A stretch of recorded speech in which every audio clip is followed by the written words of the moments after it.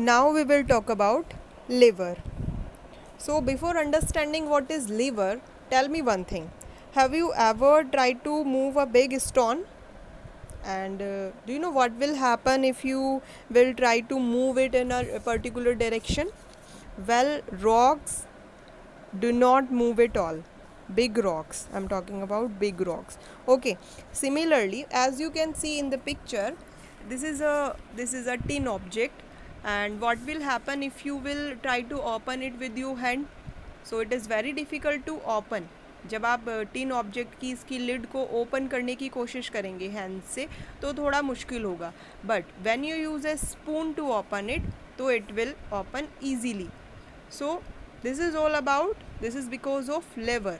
A lever is a simple machine that helps to move a heavy and big objects. Okay, ये सब liver की वजह से है. अगर आप किसी भी बिग स्टोन को मूव करने की कोशिश कर रहे हैं तो वहाँ पे भी लीवर का यूज़ होगा. आप एक स्टिक की हेल्प से ही वो बिग स्टोन को मूव कर पाएंगे. Clear? Okay, next topic is inclined plane.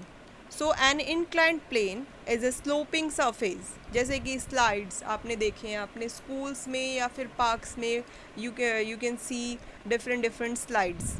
Okay, so ये वाला जो स्लाइड है जो कि स्लिप होते हैं, इसको ही इंक्लाइंड प्लेन कहते हैं. कोई भी एक सिंपल एक प्लेन ऑब्जेक्ट जो कि एक एंगल पे अरेंज होता है, सो उसको we can say inclined plane. So it makes moving heavy object to a certain height.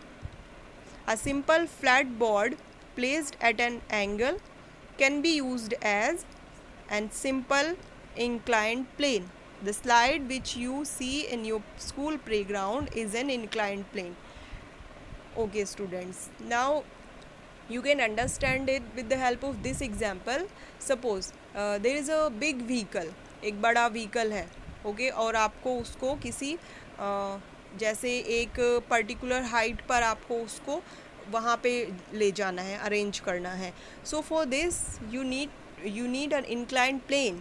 आप वो हैवी व्हीकल को इंक्लाइंड प्लेन आपको लगाना पड़ेगा. तो वो हैवी व्हीकल लाइक कार, बस या कुछ भी ऐसा, तो अगर एक बड़ा सा बोर्ड होगा इंक्लाइंड प्लेन, वो एक एंगल पर जब उसको अरेंज करके रखेंगे तो ऐसे सिचुएशन में ही वो उसके ऊपर मूव होके ऊपर जा सकता है. या फिर ट्रक्स में जितने भी गुड्स होते हैं, जो हैवी सामान होते हैं, उनकी लोडिंग और अनलोडिंग करने के लिए इंक्लाइंड प्लेन का यूज़ होता है. क्योंकि ट्रक के अंदर अगर गुड्स की लोडिंग करते हैं तो वो कुछ ऑब्जेक्ट्स इतने हैवी होते हैं कि उनको लिफ्ट करके उस ट्रक के ऊपर रख पाना बहुत डिफ़िकल्ट होता है. तो ऐसे सिचुएशन में we use inclined plane.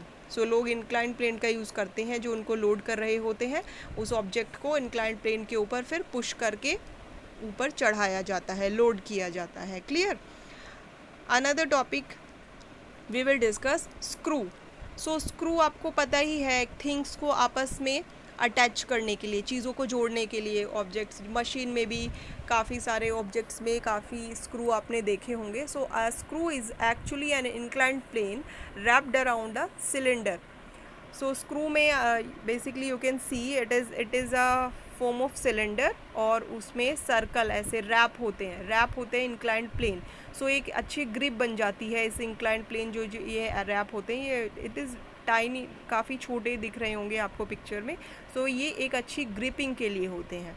Screws help to attach things to each other. Okay, another machine you can see wedge. Okay, so a wedge is also an inclined plane with one slanting surface ending in a sharp edge. Wedge में क्या होता है, basically there are two inclined plane. कोई भी x अगर आपने देखी है वुडन ऑब्जेक्ट्स को कट करने के लिए, सो दो इंक्लाइंड प्लेन आपस में अटैच रहते हैं, और जो बॉटम पोर्शन है वो शार्प होने के लिए स्लैंटिंग लाइन में वो दो इंक्लाइंड प्लेन अटैच होते हैं. सो बॉटम वाला एरिया काफ़ी शार्प एज हो जाती है, तभी तो वो वुडन ऑब्जेक्ट्स को कट करने के लिए हेल्प कर पाता है. Clear?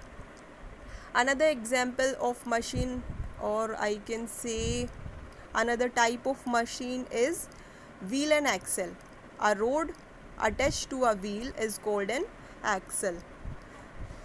So wheel and axle क्या होता है, ये आपने कहाँ देखे हैं? You can see them in automobile, motorcycle, like automobiles में देखे हैं आपने, कार्स में देखे हैं, ई रिक्शा, इन सब जगहों पे आपने व्हील्स एंड एक्सेल्स देखे होंगे। किसी भी व्हील में एक रोड जब अटैच हो जाती है तो it will become wheel and axle. So ये जो सिंपल मशीन, ये दोनों जब अटैच होंगे आपस में, only then they can make a machine, a simple machine. So the axle moves the wheel, axle ही तो व्हील को मूव करेगा, खाली व्हील तो मूव नहीं कर पाएगा वो, मतलब मशीन में हम उसका इस तरह से यूज़ नहीं कर पाएंगे अपनी हेल्प के लिए। So the wheel and axle together form a simple machine which helps to move things easily. Wheelchair में देखा होगा आपने, ऑटोमोबाइल्स में देखा होगा, जाइंट व्हील में, जाइंट व्हील जो कि पार्क्स में देखे होंगे आपने, या फिर वाटर पार्क्स में, एडवेंचरस प्लेसेस में जाइंट व्हील जो होता है वो पूरा एक बड़ा व्हील होता है एंड मिडल में वो एक एक्सेल से ही तो अटैच रहता है। Clear? Another example we can take is, another type is pulley. So a pulley is a simple machine which has a grooved wheel with a rope running between the grooves. A pulley is commonly used to draw water from the wells. So pulley is what? आपने अगर देखा है कि Wales में जो प्यूली होती है वो ग्रूव्ड होती है, that means it can move, वो मूव हो सकती है, घूमने वाली प्यूली होती है। ओके, सो इस तरह से वो अरेंज होती है कि प्यूली के ऊपर, प्यूली में क्या लगी रहती है, रॉप लगी रहती है, यानी कि प्यूली के साथ रोप होती है। इसकी वजह से ही वो वाटर को ड्रॉ करने में हेल्प करती है, वेल से पानी को निकालने में प्यूली ही तो लगी रहती है, तभी तो वो वाटर बकेट नीचे जाता है वेल में और it will draw water. You can see pulley in flag poles, flags जो होते हैं उसमें भी प्यूली लगी रहती है, उसी की वजह से हम वो जो रॉप होती है फ्लैग की उसको पुल करते हैं, जब उसको खींचते हैं तब वो फ्लैग ऊपर जाता है, प्यूली की वजह से ही। Clear? Okay, so now the next point is energy. Energy is what? The capacity to do work is energy. जो भी हम कोई भी काम कर रहे हैं उस काम को करने की capacity, in a simple word. Okay, so we need energy to do all the activities in our daily life. आप अपनी डेली लाइफ की जो भी एक्टिविटी करते हैं उसमें you all will use energy, right? So activities such as walking, talking, jumping, playing, reading, studying, सब काम करने के लिए एनर्जी की ज़रूरत होती है। We also need energy to lift heavy things and move them from one place to another. We get energy from the food we eat. आपको कोई भी हैवी ऑब्जेक्ट को एक डायरेक्शन से दूसरी डायरेक्शन में मूव करने के लिए, लिफ्ट करने के लिए, ये सब डेली लाइफ के काम करने के लिए भी एनर्जी की ही ज़रूरत होती है। And we get energy from the food we eat.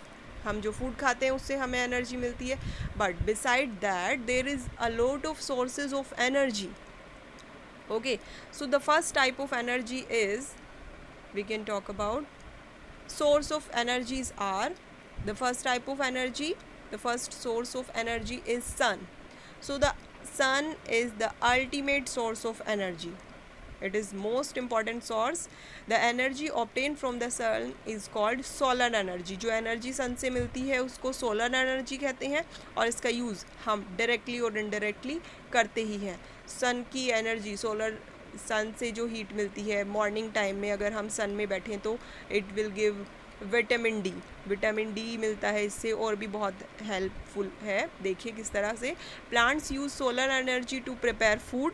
Plants वाले चैप्टर में you have studied about it.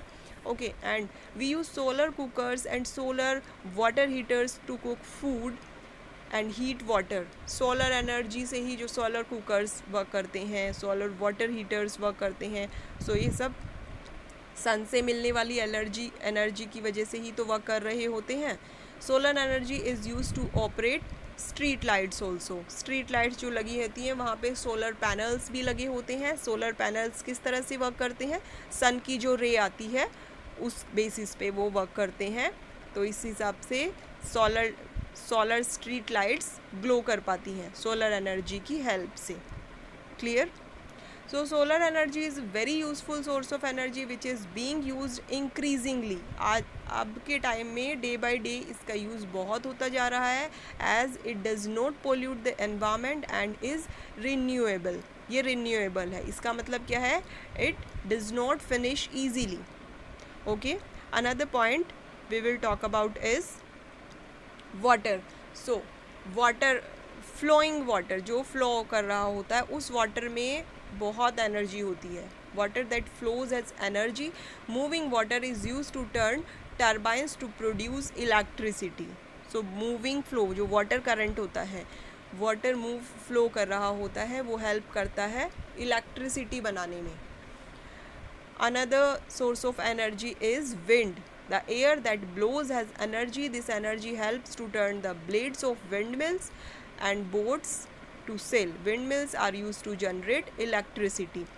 Wind में जो एनर्जी होती है उसकी हेल्प से विंड मिल्स टर्न करते हैं, वो उसके जो ब्लेड्स होते हैं वो टर्न होते हैं फास्ट, उससे इलेक्ट्रिसिटी प्रोड्यूस होती है। और जो विंड है वो ही हेल्प करती है बोट्स को सेल करने में, boats to sail. Okay, boats, ये जो शिप्स, बोट्स, ये सब विंड की हेल्प से ही तो मूव कर पाते हैं, विंड एनर्जी की हेल्प से। Okay, now the forms of energy. Energy exist in various forms like heat energy, light energy, electrical energy, sound energy, chemical energy are some of the forms of energy. Energies भी तो काफ़ी forms में होती हैं। Like heat energy को discuss करते हैं सबसे पहले। Heat energy is useful to us in many ways. Heat is used for cooking food. Heat का यूज़ फूड कुक करने में, और हमें जब हीट की ज़रूरत होती है सो हीटर्स से हम उस हीट एनर्जी को ले पाते हैं विंटर्स टाइम पे। Heat is also used for drying various things and also to produce electricity. काफ़ी सारी चीज़ों को ड्राई करने में हीट की ज़रूरत होती है और इलेक्ट्रिसिटी प्रोड्यूस करने के लिए भी। We get heat energy by burning fuel such as wood, coals, petrol and diesel. Okay. Another form of energy is electrical energy. So it is used to run fans, electric motors, geysers, water heaters, electric irons, oven, refrigerator and electric railway engine. Electrical energy का use आपके घरों में आपको पता ही है, daily life में आप देख ही रहे हैं कितने सारे इलेक्ट्रिकल अप्लायंसेस होते हैं, उन सब में वर्क करती है इलेक्ट्रिकल एनर्जी। इलेक्ट्रिकल एनर्जी की हेल्प से ही ये सब चीज़ें वर्क करती हैं। Another form of energy is sound energy. It help us to hear different sounds. Okay, another form of energy is light energy. It is required to see things. Light energy की help से ही हम चीज़ों को देख पाते हैं darkness में। Okay, so energy can be changed from one form to another. Energy एक फॉर्म से दूसरी फॉर्म में चेंज हो सकती है, जैसे कि इन appliances such as iron, ovens, electrical energy in converted into heat energy. ये जो अप्लायंसेस होते हैं ये इलेक्ट्रिकल एनर्जी का यूज़ करके उसको हीट एनर्जी में चेंज करते हैं। आयन्स जो होती है वो इलेक्ट्रिकल एनर्जी का यूज़ करती है और हीट देती है, तभी तो वो क्लोथ्स पे आयन हो पाती हैं, उनकी क्रीज सब कुछ सेट हो पाती है। In electric bulbs electric energy is converted into light energy. Electric world में इलेक्ट्रिक एनर्जी का यूज़ हो रहा है और लाइट एनर्जी मिल रही है। So in the music system electric energy is converted into sound energy. Electricity का यूज़ करके, इस एनर्जी का यूज़ करके साउंड एनर्जी प्रोड्यूस होती है। Okay, thank you so much.